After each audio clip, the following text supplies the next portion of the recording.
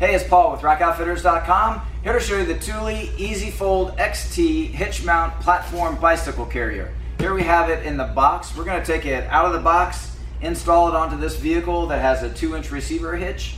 It also works on vehicles that have an 1.25 inch receiver hitch as well. So this is Thule's premium platform hitch carrier. It's designed to hold the bicycles from the wheels up, and it holds the bicycles by a rubberized arm that grips to the frame. So let's go ahead and open this box up.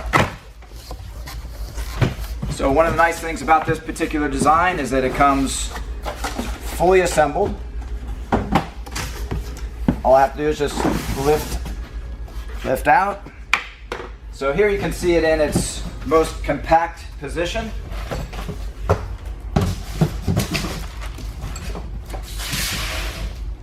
And part of the name EasyFold is in reference to the way that the rack can be stowed. So there's a lever right here that tucks in this otherwise bulky aspect to a rack where it would stick out and is welded in that position. This particular design allows for this to be tucked up out of the way. So a good purpose for that would be if you want to store it inside your vehicle in between uses, you can easily do that, and it fits in a very compact area. So another nice feature that you can see here while I have it upside down is you can see that there's integrated wheels. So this complete rack weighs 45 pounds. However, it's easy to manage just by walking, very much like a piece of luggage. You can just walk with it to your side. You got a grab handle. It makes it very convenient to move from where it's stored to the vehicle. So let's go ahead and install this onto the hitch. So the next step, I'm going to just take off some of this packaging material, and here you'll be able to get a better understanding of how this rack works on both 1.25 inch and 2-inch receivers. So here we have the Stinger, which is a solid steel Stinger, extremely strong, with an outer aluminum adapter so it fits to a 2-inch receiver hitch. So with this outer aluminum adapter removed, the solid steel Stinger would be inserted into an 1.25 inch receiver hitch.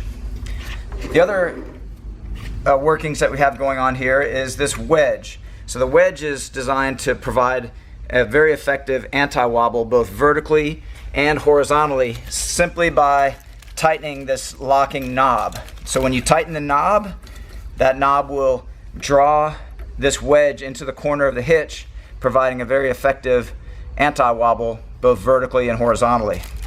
So once it's fully tightened into the hitch, keys are included to lock this knob, and currently it's actually in a locked position, which means it spins and doesn't tighten or loosen the threading here. So to unlock it, we would turn it, and now I can loosen it and to make sure it's fully loose to allow me to insert it into the hitch. Okay, so the next step, I'll just go ahead and bring this all the way down till it clicks, so it snaps into the proper orientation to go into the hitch. Also, we have another feature here. It's called the auto pin. This auto pin is going to help us to locate the hitch pin and make sure that this hitch is in the complete, is inserted to the proper depth.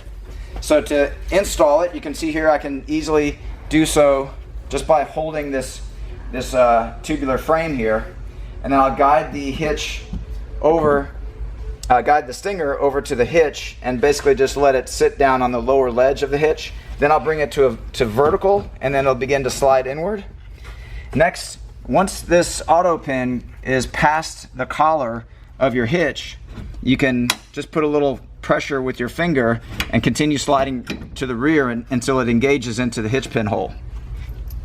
Okay, next you'd notice how there's quite a bit of movement there. So that's when this turn knob comes into play. So I'll turn this knob, and what's happening is this wedge will be nesting into the corner of the receiver hitch.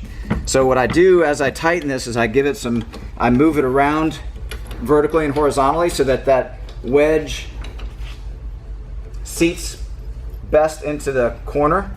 Now here I'll demonstrate again the locking feature. Now with it locked, I cannot tighten any further or loosen at all. So that acts as a very effective theft deterrent, and it's completely rigid inside the hitch, side to side and up and down. So an excellent attachment from both standpoint of anti-wobble and security. So next you can see how it's in the folded position.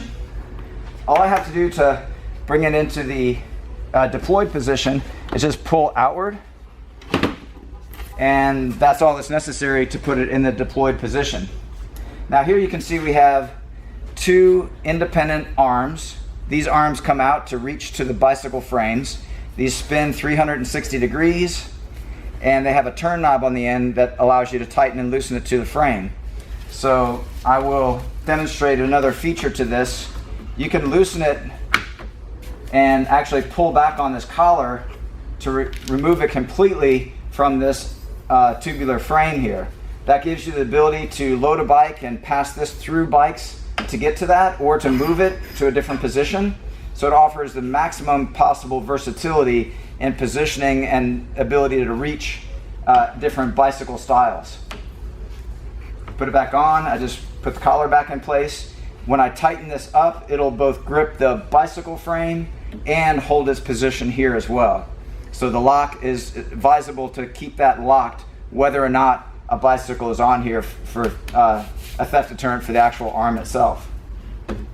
Okay, then down below here, this is your platform to hold each bicycle. There's grooves here for thin road bike tires, as well as a wider area for wide tires as well.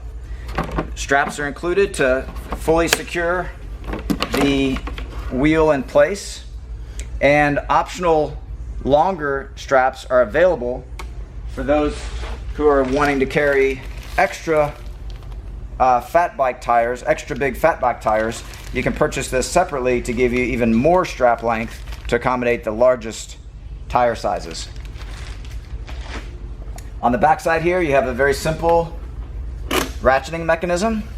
You can ratchet it, you can pull it however you like. To release, you press the button and that releases that strap. And then same thing for the other wheel. Same exact setup there. Okay, so we'll go ahead and load a bike into this inner position. I've got a bike here. This rack can accommodate bicycles all the way up to a 48-inch wheelbase, as well as a bicycle weighing as much as 65 pounds. So it is well suited for heavier bikes, even bicycles that are e-bikes that are generally heavier than a standard bike. To aid in assisting those heavier bikes, there is a ramp that's built into the rack, that's housed into the rack. To get to the ramp, it's actually inside underneath this platform. To get to that, we'll just activate the release foot pedal here, either by hand or with your foot, to release it and pull back to get access to that ramp. So it's housed in there.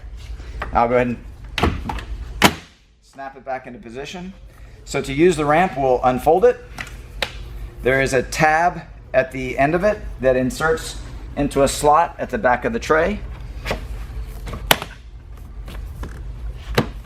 Okay, so we have the ramp in place, and that can definitely aid in lifting a heavier bike up to the rack height. So I can just roll up, just kind of manage the bike as it goes,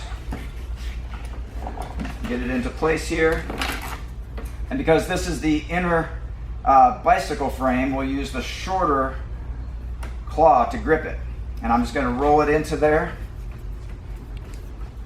Now right now this turn knob is maybe locked. Sometimes you can't tell until there's friction on it. At a certain point it's actually not doing anything because it's in the locked mode. So I'll go ahead and unlock it. Has to be in the right orientation to unlock.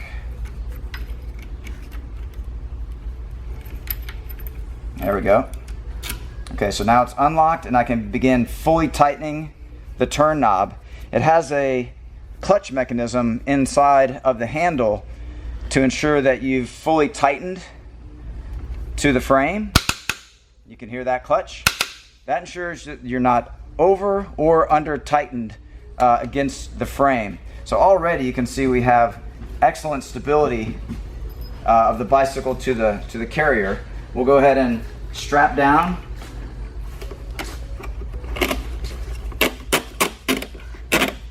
We got the front wheel and rear wheel all strapped down for added stability.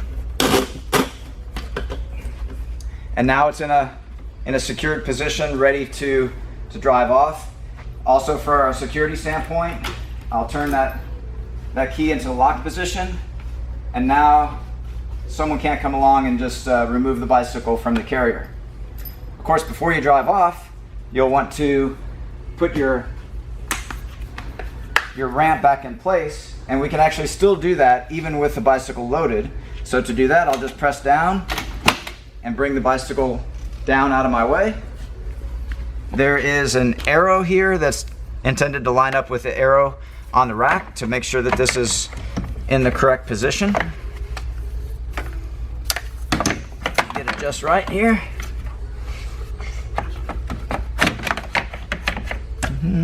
I think I need to do it in that. There we go. It wants to go in a certain position there. Okay, so now it's in where it needs to be. Also, the purpose of this is to stow your ramp, but also for easy access into the back of the vehicle. You can see you have ample clearance to the back of the vehicle. Okay, next we'll just rotate this back. Snaps into position, and now you're ready to load a second bike or to take the first bike on your next adventure. So those are all the key features of the Thule EasyFold XT. This product, along with a full line of Thule products, are available at rackoutfitters.com. And thanks very much for watching.